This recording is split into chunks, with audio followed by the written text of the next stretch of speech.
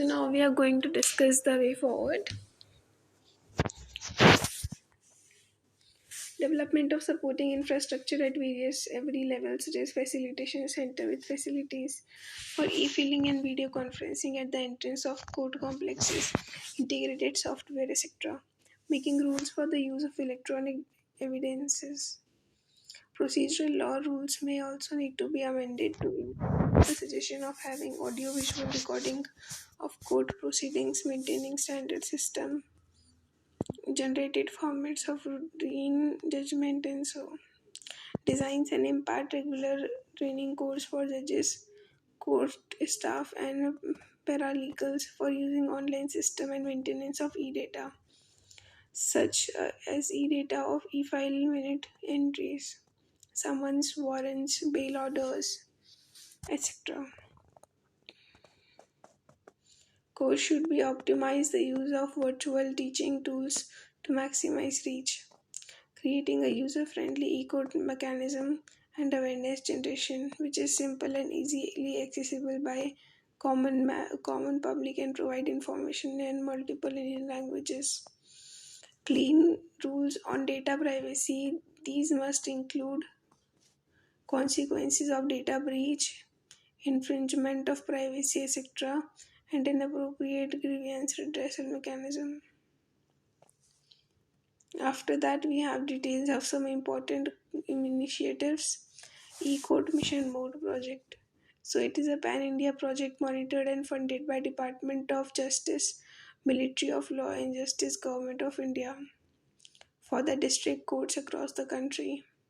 The objective of the E-Code project is to provide designated services to the citizens as well as courts by ICT enablements for all districts and subordinate courts in the country. The service being delivered to the citizens includes status of registration of cases, case status, case list, daily order sheet, and final order and judgment. E-Code Service mobile application and E-Code National Portal have also been developed. National Judicial Data Grid is a web portal that provides and data released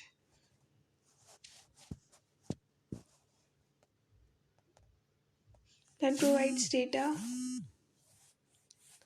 related to the number of cases pending in the court in the country. Judicial Service Center. The JSCs have been established at all computerized computer courts which serve as a single window for filing petitions and applications by litigant and lawyer, as also obtaining information on ongoing cases, copies of orders and judgment, etc. E-Committee of Supreme Court. It is a body constituted by Government of India and Supreme Court to assist the Chief Justice of India in formulating a national policy on computerization of Indian judiciary and advise on technological communication and management related changes. Re-engineering committees in the High Court. These have been established as per the order of E-Committee of the Supreme Court.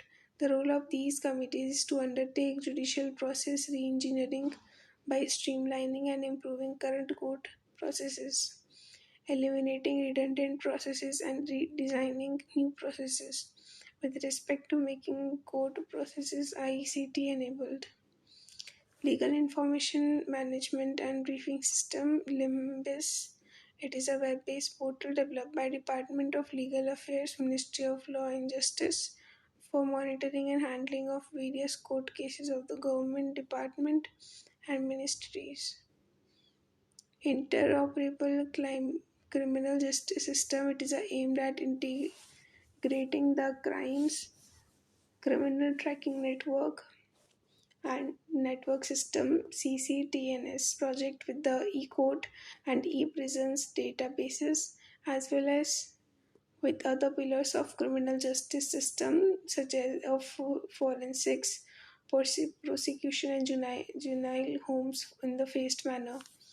Regulation of government advertisement. So why it is in news recently some states have responded to a letter of Ministry of Information and Broadcasting regarding constitution of committee to implement the Supreme Court guidelines on the issue of government advertisements.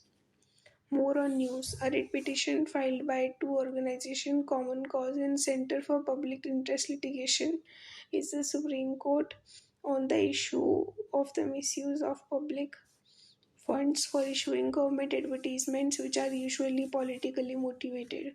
It asks the court for restraining the Union of India and all state government from using public funds for such advertisements by laying down binding guidelines. Second, based on this plea, the court appointed a committee to examine the best practices in order to demarcate permissible advertising during the campaigning from politically motivated advertisements.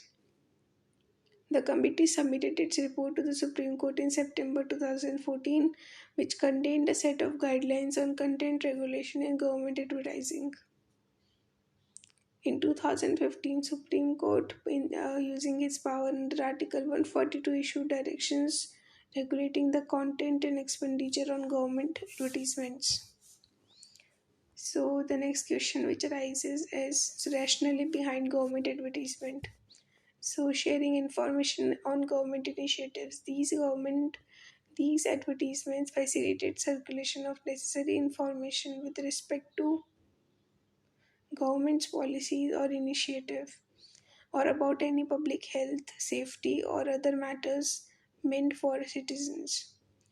Right to of citizens. So it is a fundamental right under Article 21 of the Constitution for the citizen to know about their government actions. Nature of advertisement. As per the government, 60% of advertisement released by Directorate of Advertising and Visual Panels on behalf of various government agencies are related to issues like recruitment, tender, and public notice. Then we have measure to check the advertisement. There exist substantive guidelines regulating the government's advertisement issued by erstwhile DAVP. Supreme Court guidelines on content regulation and of government advertising. So, first is the scope of advertisement.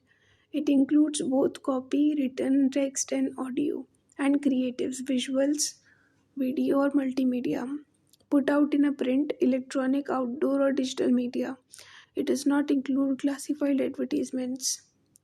So, five guiding principles of content in advertisement. First, related to government responsibilities. The content of government advertising should be relevant to the government's constitutional and legal obligations as well as the citizens' rights and entitlements. Second, presented in objective manner. The advertisement material should be presented in an objective manner, fair and accessible manner, and be designed to meet the objectives of the campaign. So first is every effort shall be made to pretest the material in case large scale campaign with target audiences.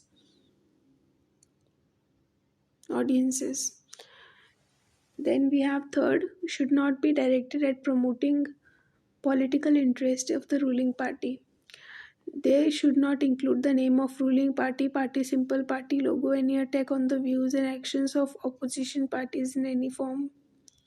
They should not include photographs of government leaders with the exception of President, Governor, the Prime Minister, Chief Minister, the Ministers, and Chief Justice of India. Then we have cost effectiveness of advertisement.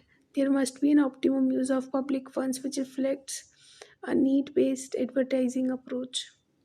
Compliance with the procedure. Government advertising must comply with legal requirement, election laws and ownership rights, and financial regulations and procedures. Then we have compliance and enforcement.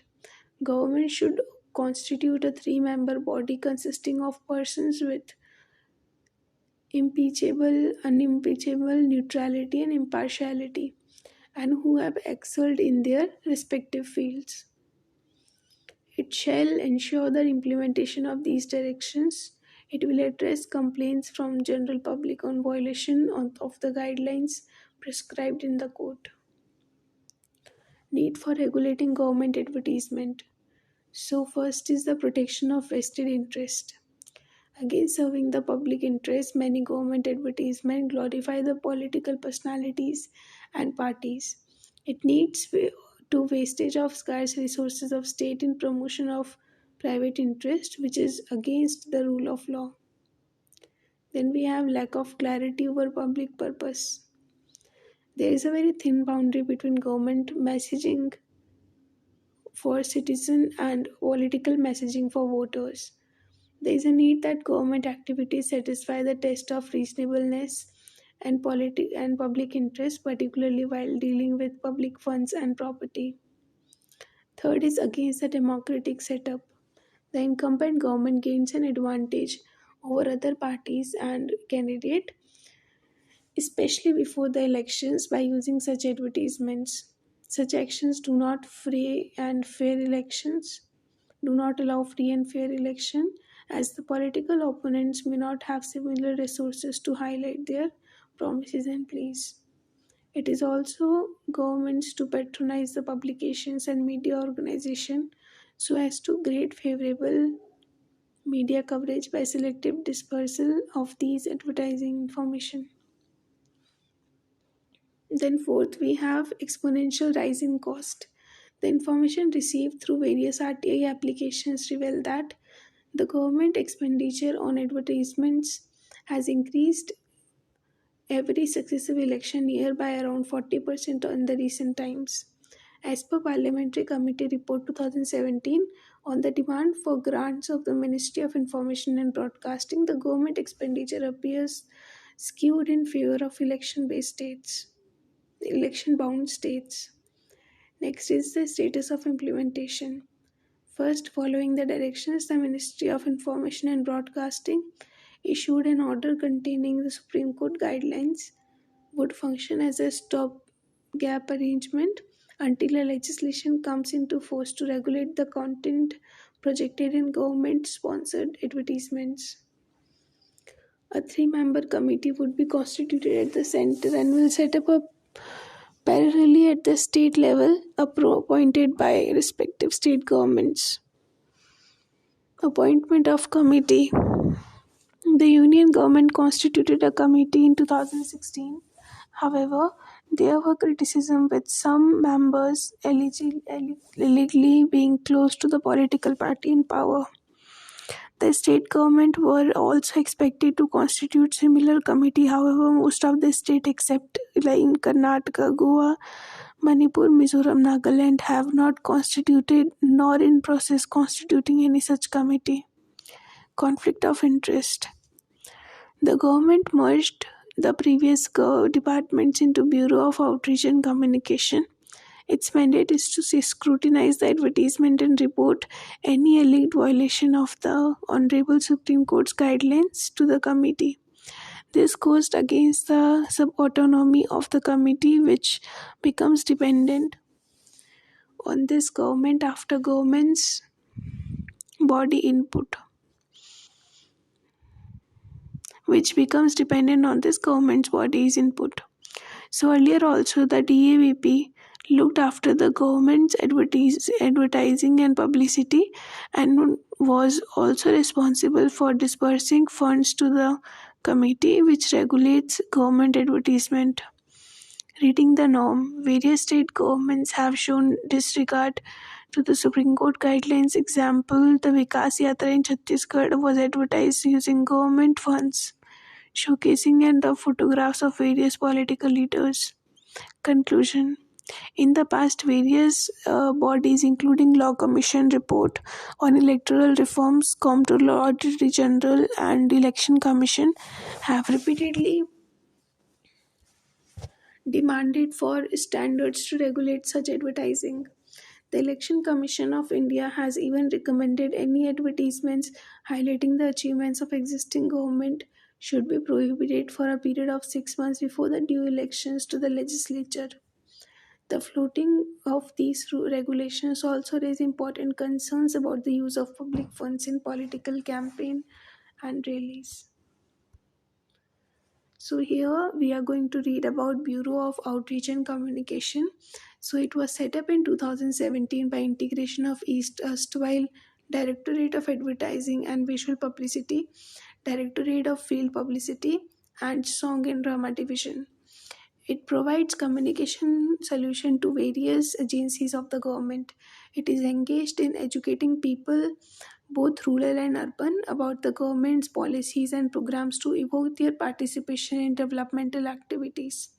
It is headed by Director General and manned by with officers of Indian Information Service, ex-cadre personnel of erstwhile DAVP, DFP, and SNDD. So this is about political and polity and constitution. Next, we are going to talk about international relations. In this, the first topic is medical diplomacy. So why it is in news? So India will supply essential drugs including paracetamol and hydroxychloroquine to countries which are badly affected by novel coronavirus, including the countries in the neighborhood, thus ensuring India's important role in global medical diplomacy. So, more about the news. So, India has lifted the ban on the export of hydroxychloroquine nearly 2 weeks after imposing a ban on its export. Currently, India is supplying anti malarial drug hydroxychloroquine to 97 coronavirus hit countries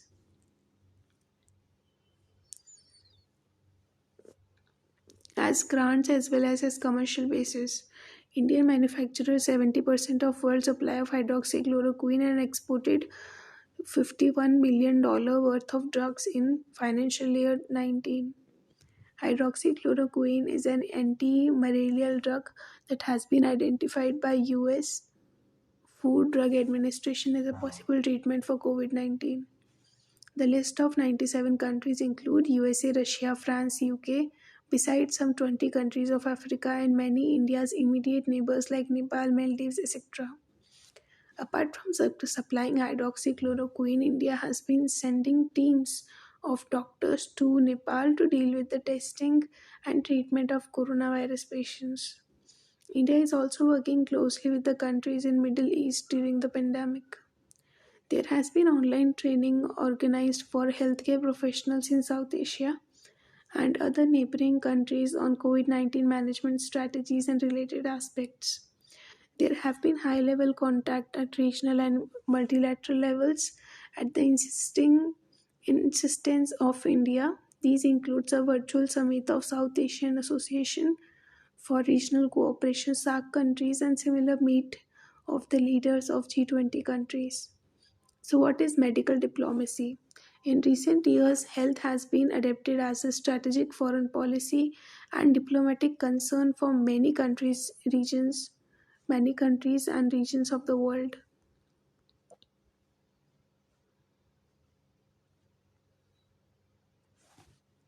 Medical diplomacy is an emerging field that addresses the dual goal of improving global health and bettering international relations. It mainly a component of soft power which involves winning hearts and minds of the people in the countries by exporting medical care, expertise, and personally to the people, those who need it the most. It is a concern only when the economic effect of poor health on environment or on the pandemic outbreaks on global marketplace, but is also gained from growing global market in healthy health goods and services. It also reinforces health as a social value and human right, supporting the United Nations Sustainable Development Goals, advocating for access to medicine and primary health care, and calling for high income countries to invest in broad range of global health initiatives. Then the factors driving India's medical diplomacy. To the global presence, India has a strong, widespread pharmaceutical presence in much of the world, including the US, Western Europe, Japan, and Australia. India has a history of providing medical and pharmaceutical support to poor African countries, regions of Latin America, Middle East, and the Siberian. India is involved in telemedicine initiatives like e-Arogya Bharati in African countries to use its ICT powers prowess to help these countries expand their expertise in medical field. Drug export. The total size of industry, including drug and medical devices, is approximately 43 billion, of which is exports 20 billion worth of drugs. Genetic medicine. India is also the leading producer of genetic medicines, with India drugs comprised of 20% by value of global generic drug exports, out of which North America had the largest share. Traditional medicine. India is also leading global platforms in traditional medicine such as Ayurveda and Yoga. India successfully lobbied the United Nations to designate June 21 as International Yoga Day. India and US are conducting workshops together for the revival of traditional medicine. Then we have vaccine manufacturing. Indian manufacturers have played a crucial role in driving down the prices and improving access to vaccines and HIV/AIDS treatment for millions of people worldwide. India is also founding member of Coalition for Epidemic Preparedness Innovation, which is an alliance to finance and coordinate at the development of new vaccines to prevent contain infectious disease epidemics. Then we talk about training. So India has also taken opportunity to be a leader in the training of doctors and other medical staff for its neighbors, as Indian doctors and medical specialists have been conducting online training camps of doctors and medical staff of SAARC countries. Then medical tourism. Since 1990s, India has been flaunted as global leader in medical tourism, defined as the travel of people to a place other than where they normally reside for the purpose of obtaining medical treatment in that country. In addition to the quality medical services provided by its hospitals and doctors, patients go to India because medical costs are a lot cheaper compared with US and UK. Then we talk about challenges in medical diplomacy. First is foreign regulations. Because more than half of India's pharmaceutical exports are to highly regulated markets such as USA, United States, Indian manufacturers have to comply with strict US Food and Drug Administration guidelines that include regular and rigorous inspections to ensure compliance. Second is intellectual property rights. It is one of the vital facets that face health practitioners and one of the main issues where health and foreign policy intersect. The TRIPS agreement allows countries to substantial flexibility towards protecting public health. Section 3D of Patents Act prohibited evergreening, which is the practice of foreign pharmaceutical companies to extend their patent terms by making small trial changes to existing medicine, thereby preventing entry of generic drugs.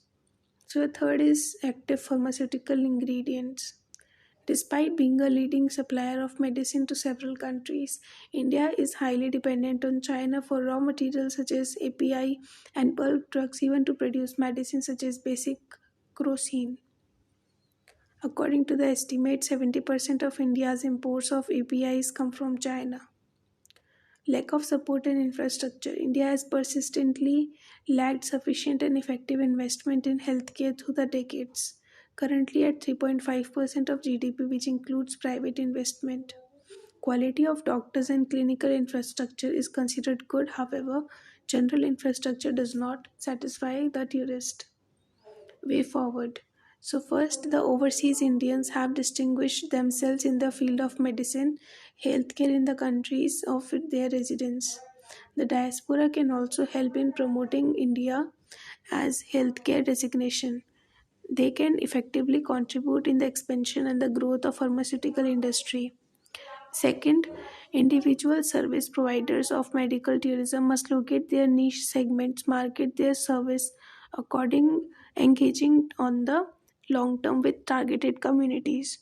India needs to invest phenomenally high in API manufacturing so that buyers of Chinese APIs move towards India. The challenges like COVID 19 provide India an opportunity to showcase its humanitarian angle by providing drugs such as hydroxychloroquine. It can also provide an opportunity for India to promote traditional wellness techniques such as yoga during the lockdown around the world. So, this was about this medical diplomacy news from international relations. Next, we are going to talk about collective action in the times of COVID, why it is in news, need for collective action in such emergencies, steps taken in this direction, etc. etc. So, we'll read in the next video. Thank you.